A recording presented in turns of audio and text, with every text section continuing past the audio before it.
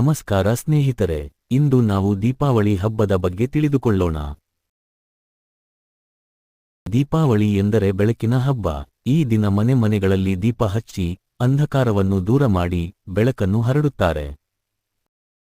ಪೌರಾಣಿಕ ಕಥೆ ಪ್ರಕಾರ, ಶ್ರೀರಾಮನು ರಾವಣನನ್ನು ಸಂಹರಿಸಿ ಅಯೋಧ್ಯೆಗೆ ಹಿಂದಿರುಗಿದಾಗ, ಜನರು ದೀಪ ಹಚ್ಚಿ ಸಂತೋಷದಿಂದ ಸ್ವಾಗತ ಮಾಡಿದರು.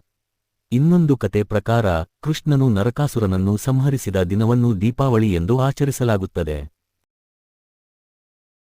ಈ ಹಬ್ಬದಲ್ಲಿ ಜನರು ಮನೆಗಳನ್ನು ಸ್ವಚ್ಛಗೊಳಿಸಿ ಅಲಂಕರಿಸುತ್ತಾರೆ, ರಂಗೋಲಿ ಹಾಕುತ್ತಾರೆ, ಸಿಹಿ ಖಾರ ತಿಂಡಿ ತಯಾರಿಸಿ ಬಂಧು ಮಿತ್ರರೊಂದಿಗೆ ಹಂಚಿಕೊಳ್ಳುತ್ತಾರೆ, ಮಕ್ಕಳು ಪಟಾಕಿ ಹಚ್ಚಿ ಆನಂದಿಸುತ್ತಾರೆ.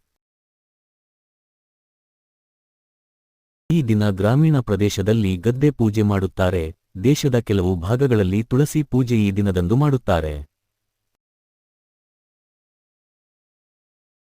ಹೆಚ್ಚಾಗಿ ದೀಪಾವಳಿಯ ಮರುದಿನ ಗೋವುಗಳ ಪೂಜೆ ಮಾಡುತ್ತಾರೆ.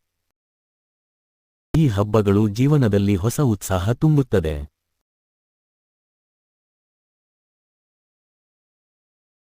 ದೀಪಾವಳಿ ನಮಗೆ ಒಂದು ದೊಡ್ಡ ಸಂದೇಶ ನೀಡುತ್ತದೆ, ಅದು ಏನೆಂದರೆ ಸತ್ಯ ಯಾವಾಗಲೂ ಗೆಲ್ಲುತ್ತದೆ, ಬೆಳಕು ಯಾವಾಗಲೂ ಅಂಧಕಾರವನ್ನು ದೂರ ಮಾಡುತ್ತದೆ.